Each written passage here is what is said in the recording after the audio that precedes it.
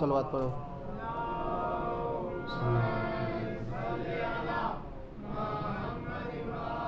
سماج اتنا پست ہو چکا تھا، سوسائٹی اتنی پست ہو چکی تھی کہ کوئی پھر آئے جس کی سیرت رسول کی سیرت ہو، جس کا کردار رسول کا کردار ہو، اور پھر اس پست قوم کو، اس پست سماج کو معراج بخشے.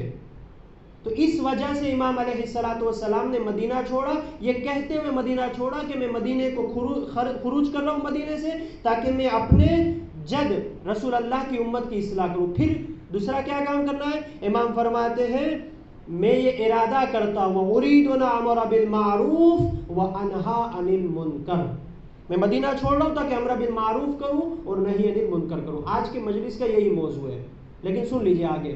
پھر تیسرا، تین چیزیں ہوئی، چوتھی چیز وَأَسِيرَ بِسِيرَةِ جَدِّي وَأَبِي عَلِيُّ بْنِ أَبِي طَالِبَ علیہ الصلوۃ والسلام. صلوات پڑھیں محمد اور آل محمد.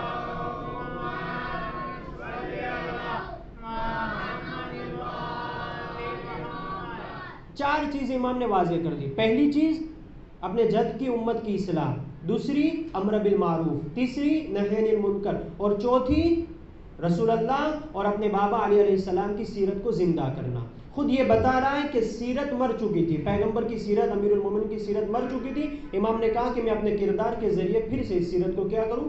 زندہ کروں. اس لیے میں مدینے سے نکل رہا ہوں.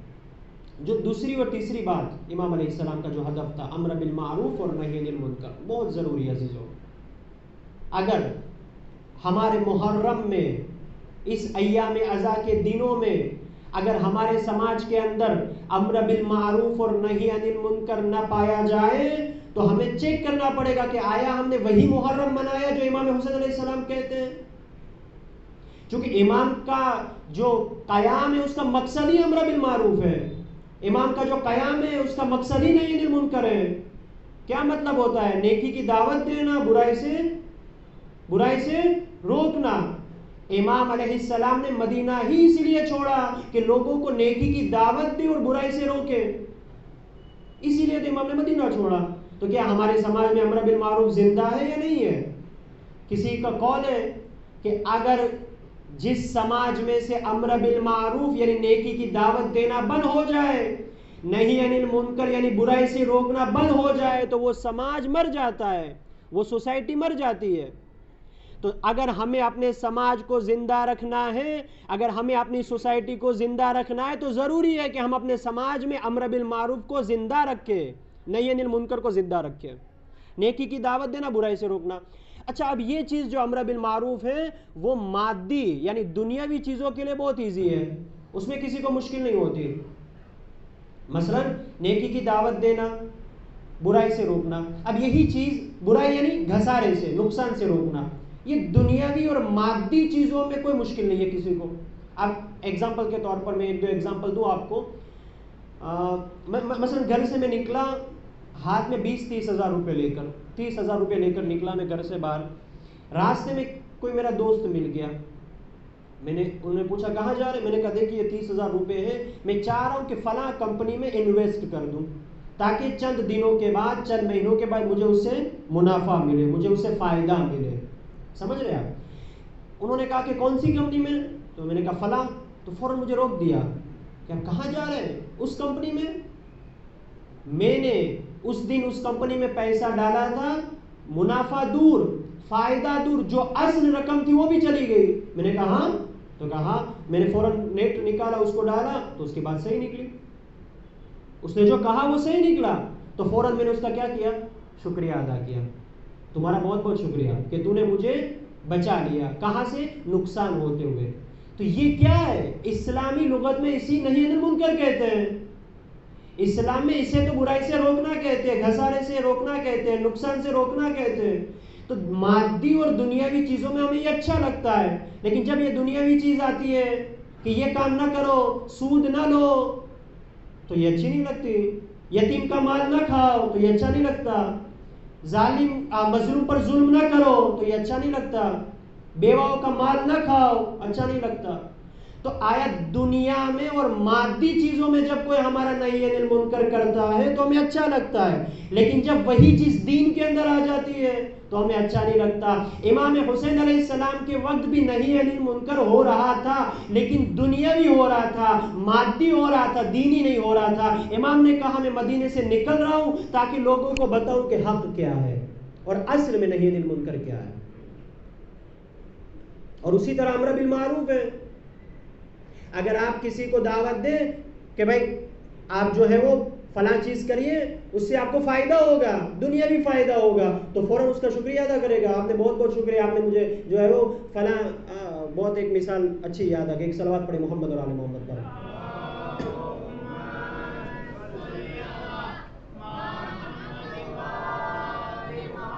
یہ سب سے بڑی پریشانی ہے واقعی، صلوات پڑھے محمد اور آل محمد پر۔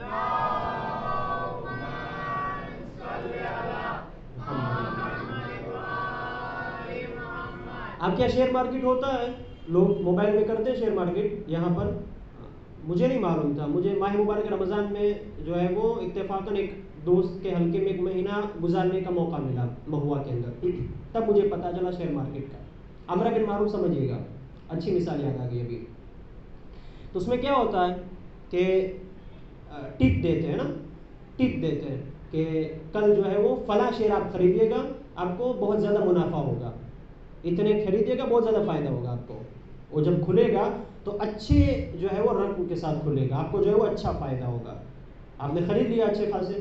اب جب دوسرا دن آیا وہ کھل گیا تو آپ کیا کریں گے؟ آپ کیا کریں گے؟ اس کا شکریہ ادا کریں گے نا، آپ کو اسے تھینک یو کہیں گے۔ حتیٰ میں نے تو یہاں تک سنا ہے کہ پیسے دیے جاتے تاکہ وہ ٹپ دیں اچھی اچھی۔ تو یہ کیا ہے؟ یہ کیا ہے؟ امر بالمعروف ہے کہ آپ نے جو ہے اس کو فائدہ پہنچایا، لیکن کون سا؟ دنیاوی فائدہ آپ نے پہنچایا۔ لیکن اگر کوئی آپ سے کہے کہ آپ نماز فجر کو ادا کیجئے، اللہ خوش ہوگا اور آپ کو جنت دے گا، تو کہیں گے یہ رہنے دیجئے، صبح نیند تو خراب نہیں کر سکتے ہم، اچھا خاصا بستر ہے، سردی کا موسم ہے، اچھی خاصی نیند کا غلبہ ہے، کہاں یہ نیند چھوڑ کر وضو کرے اور وضو کر کے مسجد میں آ کے نماز ادا کرے؟ جبکہ یہی ٹپ ہے کہ اللہ نے کہا ہے کہ جیسا میں کہہ رہا ہوں اس مطابق تم چلتے جاؤ، میں تمہیں جنت دوں گا۔ کہ جنت سے بڑی کوئی نعمت ہو سکتی ہے؟ نہیں۔ تو عزیزان محترم، ہم نے مادی اور دنیاوی چیزوں کے لیے امر بالمعروف اور نہی عن المنکر کو اچھا سمجھا، لیکن جب یہی چیز نے دین کا روپ اختیار کر لیا، مجسمہ اختیار کر لیا، تو پھر ہمیں وہ اچھا نہیں لگتا۔ امام علیہ السلام کا مقصد قیام یہی تھا کہ میں امر بالمعروف اور نہی عن المنکر کو زندہ کروں۔ جو لوگ امر بالمعروف اور نہی عن المنکر چھوڑ چکے ہیں، پھر سے میں لوگوں کو یاد دلاؤں کہ یہ خدا کا ایک اہم فریضہ ہے۔ ایک صلوات پڑھے محمد اور آل محمد پر۔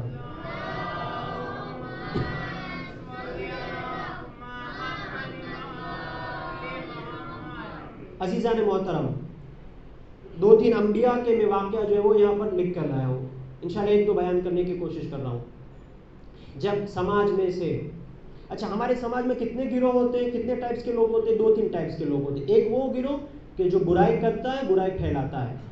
دوسرا کون سا گروہ؟ کہ جو اچھائی کرتا ہے، اپنے آپ کو ہمیشہ جو ہے وہ اعمال واجبات کو ادا کرے گا، اچھائی سے ہمیشہ جو ہے اپنے آپ کو ملتمس رکھے گا یہ۔ اور تیسرا گروہ اچھائی کام بھی کرے گا، نیک عمل بھی کرے گا، خیر عمل بھی کرے گا، اور دوسرے کو خیر اعمال کی دعوت بھی دے گا، اور برائی سے اپنے آپ کو بچائے گا اور دوسرے لوگوں کو برائی سے روکنے کی تلقین بھی کرے گا۔ لیکن یہ جو تیسرا گروہ ہے وہ اکثریت ہر سماج میں کم پایا جاتا ہے۔ زیادہ تر کون سا گروہ ہوتا ہے؟ بیچ والا۔ جب بھی آپ کسی کو کہیں کہ آپ نہیں دیکھ رہے کہ برائی پھیلی ہوئی آپ کے سماج میں، آپ ذرا روکیے اسے، تو کیا کہیں گے؟ ہمیں اس کی قبر میں کہاں سونا ہے، ہمیں اس کی قبر میں کہاں جانا ہے سونے کے لیے، ہمیں اپنے جواب دینا ہے؟ نہیں۔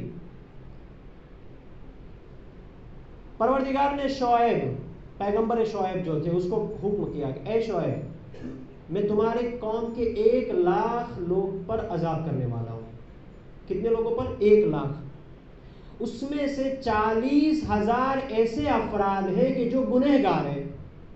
40,000 ایسے افراد ہیں کہ جو گناہ کرتے ہیں۔ تو شعیب نے کہا کہ پروردگار، تو یہ 60,000 پر کیوں؟ 40,000 تو سمجھ میں آیا کہ وہ گناہ کرتے ہیں، یہ 60,000 پر کیوں؟ تو اللہ نے کہا اے شعیب وہ 60,000 گناہ نہیں کرتے، لیکن یہ جو 40,000 گناہ کر رہے اس کو روک بھی نہیں رہے، اس کو ٹوک بھی نہیں رہے، اس کو برائی سے روکنے کی تلقین بھی نہیں کر رہے، اس لیے وہ بھی اسی گناہ میں شریک ہے۔ جناب لوط کا واقعہ قرآن میں بہت ہی مشہور ہے، آپ آیا دن سنتے رہتے ہیں۔ جناب لوط کے زمانے میں ایک ایسا گناہ تھا جو عام ہو چکا تھا، ایک ایسا گناہ تھا جو عام ہو چکا تھا، گناہ عظیم، اور کھلے عام وہ گناہ ہو رہا تھا۔ تو کیا سب پوری قوم لوط کی اس گناہ میں جو ملوث تھی؟ نہیں، چند ایسے افراد تھے کہ جو اس گناہ میں ملوث نہیں تھے۔ پروردگار نے جناب لوط کو رات میں آ کر ایک ملائکہ کو بھیجا اور کہا کہ جاؤ تم لوط کے پاس جاؤ اور کہو کہ رات ہی میں اس گھر کو چھوڑ کر، اس علاقے کو چھوڑ کر چلا جائے۔ کہا کیوں؟ کہا صبح میں اس قوم پر عذاب نازل کرنے والا ہوں۔ آئے جناب لوط کو کہا کہ آپ جو اس بستی کو چھوڑ کر، اس علاقے کو چھوڑ کر چلے جائیں، یہاں پر خدا کا عذاب آنے والا ہے۔ چنانچہ جناب لوط، اور روایت میں ملتا ہے 2 بیوی اور جناب لوط کو لے کر جو ہے وہ ایک دوسری بستی میں چلے گئے، وہاں سے اس علاقے کو چھوڑ دیا۔ عذاب آیا، سخت عذاب آیا واقعی، قرآن میں پڑھیے گا۔ جب عذاب ہو چکا تو جناب لوط سے کسی نے پوچھا کہ کیا پوری قوم اس گناہ میں ملوث تھی؟ تو جناب لوط نے کہا کہ نہیں، پوری قوم اس گناہ میں ملوث نہیں تھی۔ چند ایسے افراد تھے کہ جو اپنے حقوق کو، اپنے واجبات کو ادا کرتے تھے، نیک عمل کرتے تھے۔ تو کہا اس پر کیوں یہ عذاب آیا؟ کہ اس پر اس لیے عذاب آیا کہ جو گناہ کر رہے تھے اس کو روکا نہیں۔ تو عزیزان محترم، میں نے یہ 2 واقعہ کیوں سنایا؟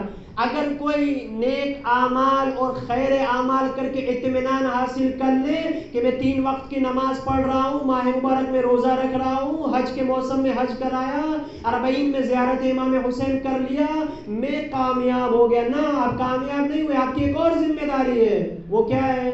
اگر سماج میں برائی پھیلے تو اس کو روکو، اور تم صرف نماز پڑھنے اکیلے نہ آؤ، دوسروں کو تلقین بھی کرو کہ تم بھی نماز پڑھو، تم پر ضروری ہے۔ ہاں، تلقین کرنا تم پر ضروری ہے، پھر اس کو مار پیٹ کر لانا تمہاری ذمہ داری نہیں ہے، بس تم تلقین کر دو۔ امر بالمعروف تمہاری ذمہ داری ہے، نہی عن المنکر تمہاری ذمہ داری ہے۔ ایک صلوات پڑھے محمد اور آل محمد پر۔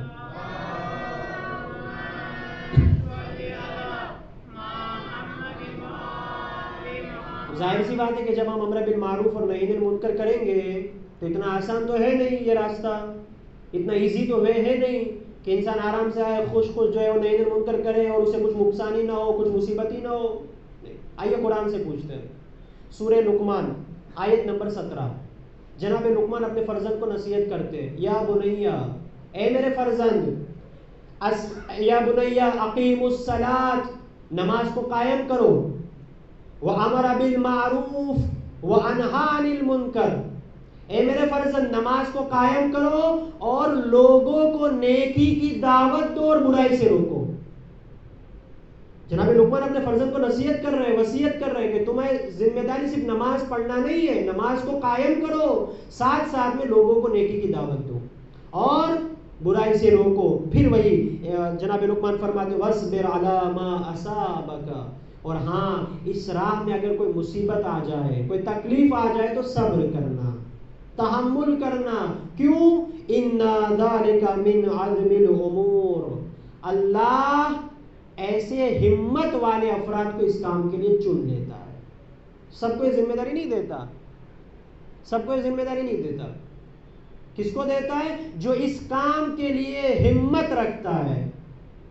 اس لیے ظاہر سی بات ہے کہ یہاں پر یہ کام کرنا، امر بالمعروف اور نہی عن المنکر، مشکل کام ہے، لیکن جب اس راہ میں کوئی مصیبت آئے تو اسے تحمل کرو، اس لیے کہ اس کام کی ذمہ داری اللہ نے تم پر رکھی ہے۔ ایک صلوات پڑھے محمد اور آل محمد پر۔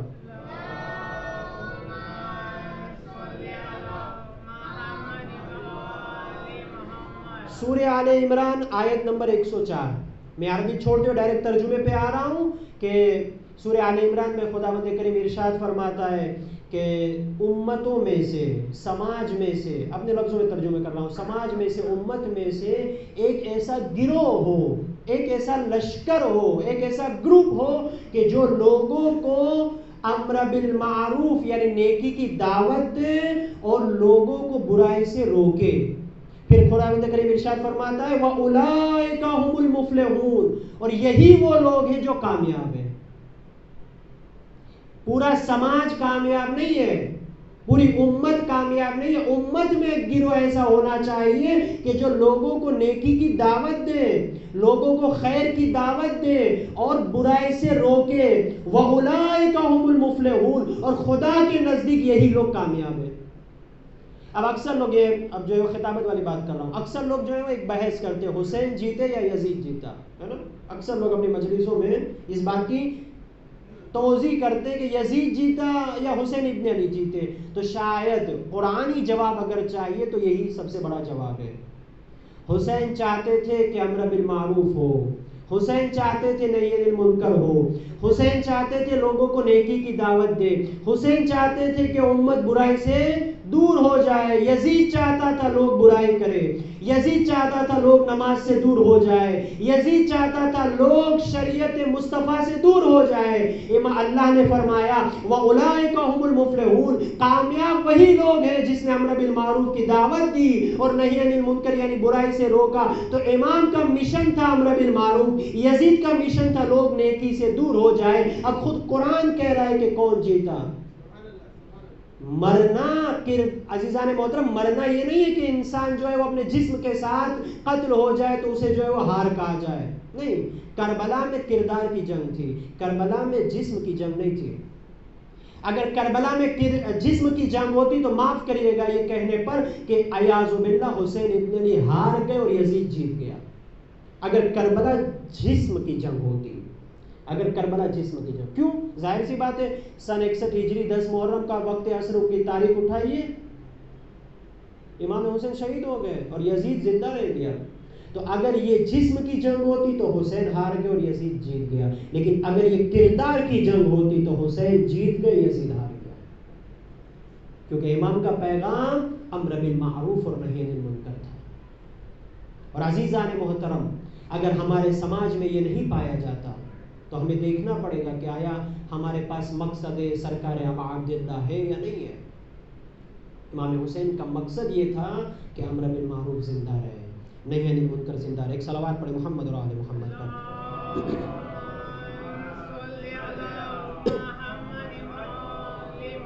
اگر سماج میں نہی عن المنکر نہ ہو تو کیا ہوگا؟ بس میں اپنے ربط مسائل تک آ رہا ہوں چونکہ 10 منٹ باقی ہے. اگر ہمارے سماج میں، اگر ہماری سوسائٹی میں نہی عن المنکر نہ پایا جائے تو کیا ہوگا؟ تو آئیے ہم امیر المومنین سے پوچھتے ہیں. امیر المومنین نہج البلاغہ میں ارشاد فرماتے ہیں کہ جب سماج میں سے امر بالمعروف اور نہی عن المنکر بند ہو جائے تو پروردگار عالم اس قوم پر ایسے ظالم حکمران کو مسلط کر دے گا کہ جو اس پر ظلم کرے گا. اور پھر جب وہ بد دعا بھی کریں گے تو خدا اس کی دعا کو قبول نہیں کرے گا. کیوں؟ کیونکہ خدا نے تمہیں موقع دیا تھا کہ تم امر بالمعروف کرو، تم برائی سے روکو. جب تم نے برائی سے نہیں روکا، اب ظالم مسلط ہو گیا، اب وہ ظلم کر رہا ہے، اب وہ برائی پھیلا رہا ہے. رسول خدا نے حکم دیا تھا امر بالمعروف کرو، امام علی نے حکم دیا تھا امر بالمعروف کرو، کسی نے توجہ نہ دی. اب یزید جیسا فاجر، یزید جیسا فاسق حاکم بن گیا، اب شراب کو جائز کر رہا ہے. اب لوگ بددعا کر رہے ہیں پروردگار یزید کچھ نہیں ہوگا. کیوں؟ کیونکہ تم نے توجہ ہی نہیں دی امر بالمعروف پر.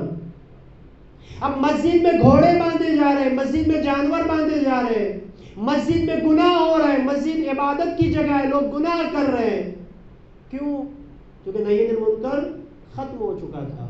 اور امام حسین علیہ السلام کو یہی نہی عن المنکر بچانے کے لیے، امام حسین علیہ السلام کو اسی امر بالمعروف کو زندہ کرنے کے لیے قیام کرنا پڑا کہ میں مدینہ چھوڑوں تاکہ پھر سے یہ زندہ ہو جائے، پھر سے یہ آباد ہو جائے. اور اس کا بہت زیادہ ثواب بھی ہے. یہ تو میں نے نقصان اور یہ میں نے اس کا جو ہے وہ نہ کرنے کا نقصان بتایا، لیکن اگر کوئی اس کو انجام دے تو اس کا بہت بڑا فائدہ ہے. بس ایک واقعے کی طرف اشارہ دے کر ربط مسائل. ایک شخص ہمارے اور آپ کے آخری نبی حضرت محمد مصطفیٰ صلی اللہ علیہ وآلہ وسلم کے پاس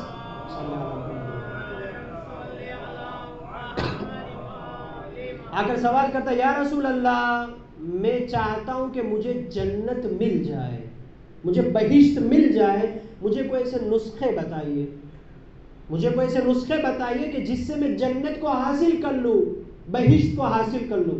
پیغمبر فرماتے کہ جنت میں جانا چاہتے ہو، بہشت میں جانا چاہتے ہو؟ کہا ہاں رسول اللہ۔ تو کہا ٹھیک ہے، 5 چیزیں بتا رہا ہوں، ان 5 چیزوں کو حاصل کر لو، جنت میں تم چلے جاؤ گے، بہشت میں تم چلے جاؤ گے۔ فوراً کہا یا رسول اللہ جلدی بتائیے وہ کون سی 5 چیزیں؟ پیغمبر خدا نے پہلی چیز بتائی، پہلی چیز بھوکے کو سیر کراؤ، جو بھوکا ہے اس کو کھانا کھلاؤ، جو تمہارے نزدیک، تمہارے سوسائٹی میں، تمہارے سماج میں جو بھوکے اس کو کھانا کھلاؤ۔ پھر ان بریکٹ میں، پیغمبر نے تو یہاں تک فرمایا لیکن میں ان بریکٹ میں بتا دوں، یہ جو بھوکے میں کھانا کھلانے کا جو حکم ہے، اس میں جو پیسہ لگے وہ حلال کا پیسہ ہو، حرام کا نہیں، حلال کا پیسہ ہو۔ اگر کوئی کسی، ہاں اس میں بھی ایک واقعہ ہے لیکن اب میں اس میں نہیں جانا چاہتا کیونکہ وقت نہیں ہے۔ اگر کوئی کسی کو دھوکہ دے کے وہاں سے 10,000 روپیہ لوٹ لے اور پھر اس 10,000 کو جو ہے وہ بھوکے کو کھانا کھلانے میں لگا دے کہ خدا جنت دے دے گا، نا، مکروا مکر اللہ واللہ خیر الماکرین، خدا کو دھوکہ نہ دینا، خدا کے ساتھ مکر نہ کرنا، خدا واللہ خیر الماکرین، تم سے بڑا جو ہے وہ مکر کرنے والا ہے۔ انسان کو دھوکہ دے سکتے، خدا کو دھوکہ نہ دینا۔ تو جو بھوکا اس کو کھانا کھلاؤ، جنت میں جانے کا سبب ہے۔ دوسرا، جو پیاسا ہو اس کو سیراب کراؤ، اس کو پانی پلاؤ۔ واقعاً کل آیا دن روز جو ہے وہ ہم روم سے باہر نکلتے تو ہماری پہلی نظر سبیل پہ پڑتی ہے، لیکن کل ایک اور سعادت نصیب ہوئی ایک دوسری سبیل پر جانے کی۔ کیا خوبصورت منظر تھا، چھوٹے چھوٹے بچے پانی کی بوتل لے کر دوڑ رہے ہیں امام حسین کے نام پر پلانے کے لیے۔ واقعی یہ فرش عزا اور یہ عزاداری کی دین ہے، یہ عزاداری کی دین ہے کہ جو ہمیں سکھاتا ہے کہ پیاسوں کو پانی پلاؤ، بھوکے کو کھانا کھلاؤ۔ یہ عزاداری کی برکت ہے، اللہ اکبر، یہ فرش عزا کی دین ہے۔ ورنہ آپ چلے جائیے ایسے آپ راستے میں نکلے کسی کو ذرا پانی پلاؤ تو ایک دن پلا دے گا انسانیت کے طور پر، دوسرے، لیکن جب روز آپ مانگتے رہیں گے تو کیا کہے گا، میں تمہارا غلام نہیں ہوں۔ لیکن کیا خوب منظر تھا، سامنے سے دوڑ کر جا رہا ہے، گاڑی کو روک رہا ہے، لو پانی لے لو۔ یہ عزاداری کی برکت ہے۔ دوسرا، پیاسے کو سیراب کراؤ۔ تیسری اور چوتھی چیز جو امام نے فرمائی، جو ہمارے موضوع سے ربط ہے، امر بالمعروف کرو اور نہی عن المنکر کرو، لوگوں کو نیکی کی دعوت دو، برائی سے روکو۔ اگر جنت میں جانا چاہتے ہو، اگر بہشت میں جانا چاہتے ہو تو لوگوں کو نیکی کی دعوت دو۔ صرف نیک کام نہ کرو، صرف خیر عمل نہ کرو، خود بھی خیر عمل کرو، دوسرے کو بھی نیکی کی دعوت دو، خود بھی برائی سے روکو اپنے آپ کو اور دوسرے کو بھی برائی سے روکنے کی تلقین کرو۔ اور پانچویں چیز امام پیغمبر نے ارشاد فرمائی، اپنی زبان پہ کنٹرول رکھو، اپنی زبان پہ کنٹرول رکھو اگر جنت میں جانا چاہتے ہو۔ اور ایک دوسری روایت میں کہ جو روز محشر آئے گا تقریباً لوگ ایک صف میں کھڑے ہوں گے جس پر خدا کا عذاب نازل ہو رہا ہوگا۔ پوچھا جائے گا یہ کون سی لائن ہے؟ تو کہا گیا یہ وہ لائن ہے کہ جس کو اپنی زبان کی وجہ سے گناہ کیا تھا اور خدا اس پر عذاب نازل کر رہا ہے۔ یعنی سب سے بڑی قطار وہ ہوگی جس نے اپنی زبان پہ کنٹرول نہیں کیا ہوتا۔ حسینی وہ نہیں ہے کہ جس کو اتنا شعور بھی نہ ہو کہ کہاں بولنا ہے اور کہاں نہیں بولنا۔ حسینی وہ ہے کہ جسے یہ شعور ہو کہ مجھے ابھی بولنا ہے، مجھے ابھی خاموش رہنا ہے، مجھے کیا بولنا ہے، مجھے کیسے بولنا ہے، کس کے سامنے بولنا ہے، کس طریقے سے بولنا ہے، یہ حسینی کے پاس شعور ہونا چاہیے۔ تو اگر یہ 5 چیزیں ہم نے کر لی، پیغمبر فرماتے کہ تم بہشت میں چلے جاؤ گے، جنت میں چلے جاؤ گے۔ اندازہ لگایا امر بالمعروف اور نہی عن المنکر کا کتنی فضیلت ہے، بہشت کا پروانہ ہے امر بالمعروف۔ یہ تو پیغمبر کی حدیث سے میں نے ارشاد فرمایا، لیکن خود امر بالمعروف اور نہی عن المنکر کا اگر امپورٹنٹ سمجھنا ہے تو اتنا ہی سمجھ لیجئے کہ امام حسین جیسی ذات مقدس مدینے کو چھوڑ رہی ہے تاکہ امر بالمعروف زندہ ہو جائے، تاکہ نہی عن المنکر زندہ ہو جائے۔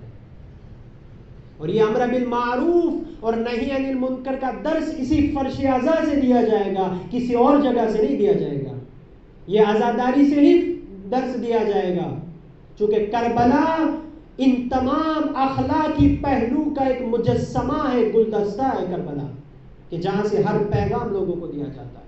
اسی لیے مجھے آیت اللہ بہجت کا ایک قول یاد آتا ہے کہ آیت اللہ بہجت فرماتے تھے کہ جب کوئی شخص مجلس میں جائے تو آپ نے فرمایا کہ جب تم مجلس میں جا رہے ہو اور کوئی پوچھے کہ کہاں جا رہے ہو تو یہ نہ کہو کہ مجلس میں جا رہا ہوں، بلکہ یہ کہو کہ میں کربلا جا رہا ہوں، میں کربلا جا رہا ہوں، کیونکہ یہ مجلس وہ مجلس ہوتے ہیں کہ جہاں سے کربلا کے درس دیے جاتے ہیں، جہاں سے کربلا کے پیغامات دیے جاتے ہیں، جہاں سے کربلا کے میسیجز دیے جاتے ہیں. یہ کہو کہ میں کربلا جا رہا ہوں. اور آگاہ بہجت کا دوسرا قول سے میں مصائب کا ربط دوں کہ ایک شخص، ایک مبلغ، ایک ذاکر، ایک خطیب محرم سے پہلے آیت اللہ بہجت کے پاس آیا جب آیت اللہ بہجت وضو کر رہے تھے. آ کر کہا کہ آغا میں تبلیغ کے لیے جا رہا ہوں، میں پیغام کربلا کو نشر کرنے کے لیے جا رہا ہوں، آپ مجھے کوئی وصیت اور کوئی نصیحت ارشاد فرمائیں. لیکن 6 محرم آ گئی، 4 دن بچ گئے عاشورہ کو. ایک عزادار سال بھر جس کا انتظار کرتا ہے وہ کیا ہے؟ محرم. سال بھر انتظار کرتا ہے کہ محرم آئے گا، ہم امام حسین پر روئیں گے، ہم ماتم کریں گے، ہم عزاداری کریں گے. اور وہی مہینے کی 6 تاریخ آ گئی. وہ خطیب آتے ہیں، وہ کہتے ہیں کہ آگا مجھے کوئی نصیحت کیجیے. آگاہ بہجت نے وضو کمپلیٹ کیا، ختم کرنے کے بعد دیوار کو ٹیک لگا کر کہا کہ کوئی وصیت نہیں کی، خاص کوئی وصیت نہیں کی، بس ایک جملہ کہا کہ اے محمد، اس کا نام محمد، اے سید محمد، پورے دن میں ایک ایسا وقت نکالنا کہ جس پر تم حسین ابن علی پر رو سکو. بس میری ایک ہی نصیحت ہے، ایک ایسا وقت نکالنا کہ جس پر حسین پر گریہ کر سکو. بہت فضیلت ہے گریہ کرنے کی، حسین پر رونے کی بہت فضیلت ہے. اور اس کا اجر صرف صدیقہ طاہرہ دے سکتی ہے، فاطمہ زہرا اس کا اجر دے گی. اے میرے لال پر رونے والوں. 6 محرم اون محمد کے مصائب سنے جاتے ہیں. آپ نے اون محمد کے مصائب سن لیے، آپ نے تابوت بھی اٹھایا، آپ نے گریہ بھی کیا، ماتم بھی کیا. لیکن اون محمد کی ماں کون؟ جناب زینب. جناب زینب کیا روئی اون محمد پر؟ نہیں روئی. گریہ کیا؟ نہیں گریہ کیا. آپ کو معلوم ہے کہ جب کسی کے گھر کسی کا انتقال ہو جائے تو اس گھر کا جو بڑا ہوتا ہے وہ روتا نہیں ہے. کیوں نہیں روتا؟ تاکہ چھوٹے لوگوں کو تسلی دے سکے. جب وہ خود رونے لگے گا تو اس کو کون تسلی دے گا؟ اس لیے جناب زینب پورے راستے میں کہیں نہیں روئی.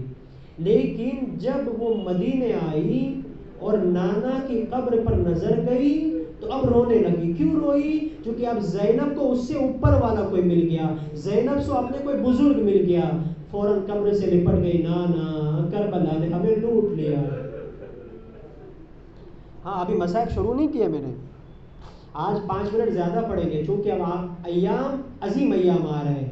نہیں معلوم کہ آئندہ سال کون زندہ رہے کہ جو حسین پر رو سکے. سعادت سمجھیے کہ خدا نے آپ کو زندہ رکھا. نہیں معلوم کہ کون کل کی مجلس میں آ سکے گا اور فاطمہ کے لال کو پرسا دے سکے گا. سعادت سمجھیے کہ زہرا نے آپ کو زندہ رکھا. عزادارو، زینب نانا کی قبر سے ہو کر اپنے گھر آئی. عبداللہ بیٹھے ہوئے تھے. عبداللہ نے زینب کو پہچانا نہیں. ہاں کیوں، کیسے پہچانے؟ 72 کا غم لے کر آئی ہے، علی اکبر کے سینے کا غم لے کر آئی ہے، عباس کے دونوں بازو کا غم لے کر آئی ہے، اون محمد کا غم لے کر آئی ہے. عزادارو، عبداللہ پہچان نہ سکے. ایک مرتبہ کہا اے معظمہ تم کون ہو؟ بس عزادارو جیسے ہی زینب نے یہ سنا دل ٹوٹ گیا. عبداللہ تم نے بھی نہ پہچانا؟ عزادارو کہا کہ عبداللہ میں زینب ہوں. ایک مرتبہ جو زینب اب تک اون محمد کا نہ روئی، جب آئی حجرے میں 2 ننھے مسلے دیکھے، 2 ننھے بستر دیکھے، اب اپنے آپ کو سنبھال نہ سکی، کربلا کا رخ کیا. اے میرے بچوں مجھے معاف کر دینا، یہ دکھیا ماں تجھے رو نہ سکی، یہ زینب تم پر ماتم نہ کر سکی. یہ کہہ کر زینب نے گریہ کیا. اب عبداللہ اور زینب بیٹھے. جس جملے کی طرف مجھے اشارہ کرنا ہے، خدا کی قسم ممبر سے کہہ رہا ہوں، اگر وہ جملہ آپ نے تحمل کر لیا نا تو آنکھوں سے آنسو رکیں گے نہیں. ممبر سے کہہ رہا ہوں. جناب زینب اور جناب عبداللہ بیٹھے. جب کوئی پردیس سے اپنے وطن آتا ہے تو کیا کرتا ہے؟ اپنی پوری کہانی سناتا ہے. جناب زینب نے پوری کہانی سنائی. عبداللہ 2 محرم کو ہم کربلا پہنچے، 7 محرم کو پانی بند ہوا، روز عاشورہ آئی. عبداللہ روز عاشورہ نہیں تھی، وہ رسول اللہ کی کھیتی اجڑ گئی۔ عبداللہ عاشور کے دن میرے انصار گئے، اقربا گئے، اعزا گئے، اے عبداللہ اب میرے گود کے پالوں کی باری آئی۔ کڑیے جوان علی اکبر گیا اور برچی کا پھل کھا کے آیا۔ عبداللہ قاسم کی پامال لاش آئی۔ عبداللہ سن رہے، گریا کر رہے، ماتم کر رہے، رو رہے۔ عزاداروں، ایک مرتبہ زینب نے کہا اے عبداللہ جب کوئی نہ بچا، دودھ پیتا ہوا بچہ علی اصغر کے گلے پر تیر لگا۔ عبداللہ اب کوئی نہ بچا، آخر میں میرا بھائی حسین کربلا کے میدان میں آیا، جنگ کی لیکن کب تک جنگ کرتا، گھوڑے سے زمین پر آیا۔ اے عبداللہ میرا بھائی حسین شہید ہو گیا۔ عبداللہ نے سر و سینہ پیٹا۔ اب عزاداروں سمجھیے گا، توجہ کریے گا، عبداللہ نے سر و سینہ پیٹا، ماتم کیا، پھر زینب نے سانس کو سنبھالا، کلیجے کو یکجا کیا۔ عبداللہ شام غریبہ آئی، خیموں میں آگ لگی، زینب کے سر سے ردا چھینی۔ اب تک عبداللہ جو بھی سنتے تھے گریا کرتے تھے، ماتم کرتے تھے، آنسو بہاتے تھے، لیکن عبداللہ نے آنسو نہ بہائے، ماتم نہ کیا، اپنی جگہ سے اٹھے، حجرے میں گئے، شمشیر کو لیا، زینب کا بازو پکڑا۔ زینب اٹھو، مجھے بتاؤ وہ کون تھا جس نے تمہارے سر سے ردا چھینی؟ ایک مرتبہ زینب نے سہارا دیا، تسلی دی، پھر ایک جملہ کہا اے عبداللہ تم نے صرف سنا، برداشت نہ کر سکے، کوئی سکندر سجاد سے پوچھے، عبداللہ کوئی سید سجاد سے پوچھے، اس کی نظر کے سامنے ردا کو چھینی گئی، بازو میں رسی بندی، منادی ندا دیتا تھا اے لوگو یہ علی کی بیٹی زینب۔ بس آخری جملہ، اگر 6 محرم نہ ہوتی مجلس کو ختم کر دیتا، 6 محرم نہ ہوتی بیان کو ختم کر دیتا، لیکن اور روئیے جو رو نہ سکے، جس کے آنکھ میں آنسو آئے، دل میں خدا سے اپنے گناہ کی مغفرت کریے۔ پروردگار یہ کیا ہو گیا، حسین کے مصائب بیان ہو رہے، میں رو نہیں پا رہا۔ ہاں یہی وجہ تھی کہ جب بعد کربلا منہال سید سجاد کے گھر سے نیچے سے گزرے، بس 2 جملے، ہاں مسائل ختم ہو رہے ہیں، 2 جملے، منہال جب سید سجاد کے گھر سے نیچے سے گزرے تو کیا دیکھا، رونے کی آواز آ رہی ہے، منہال آگے، مولا کب تک روئیے گا، مولا کب تک آنسو بہائیے گا؟ ایک مرتبہ چوتھے امام نے دل کو سنبھالا، منہال تو نے انصاف نہ کیا، یعقوب کا ایک یوسف صرف نظروں سے اوجھل ہوا تھا، یعقوب کو بھی معلوم تھا یوسف زندہ ہے، لیکن یعقوب اتنا روئے، آنکھوں میں سفیدی آ گئی، اے منہال میرے 18 یوسف میری نظر کی سامنے شہید ہو گئے، میں کیسے نہ روؤں؟ آزادارو، منہال نے صبر و تلقین کے لیے کہا مولا شہادت تو آپ کے گھر کی میراث ہے، آپ کے بابا کو شہید کیا گیا، آپ کے بھائی کو زہر دیا گیا، آپ کی ماں پر ظلم کر کے آپ کی ماں کو بھی شہید کیا گیا، مولا شہادت تو آپ کے گھر کی میراث ہے۔ جیسے ہی مولا نے یہ سنا فوراً کہا منہال پھر تم نے انصاف نہ کیا گیا، میں مانتا ہوں شہادت میرے گھر کی میراث ہے، میرے بابا کو ضربت دی گئی، میرے بھائی کو زہر دیا گیا، میری ماں پر جلتا ہوا دروازہ گرایا گیا، لیکن منہال کیا یہ بھی میرے گھر کی میراث ہے؟ میری ماں بہنوں کے سر سے ردا کو چھینا جائے، ڈر بدر پھرایا جائے، شرابی کا مجمع ہو، زینب خود مانگے۔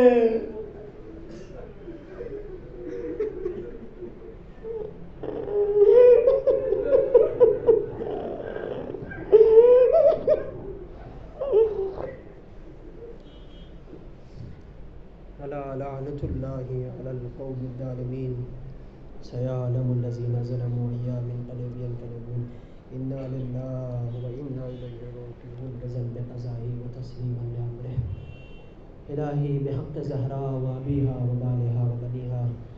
بار الہ 6 محرم گزر گئے، ہم سے حق عزا ادا نہ ہو سکا، حق ماتم ادا نہ ہو سکا۔ پروردگار اتنی توفیق دے کہ بچے ہوئے دن میں ہم خلوص دل کے ساتھ فاطمہ زہرا کے فرزند کی عزاداری کر سکیں۔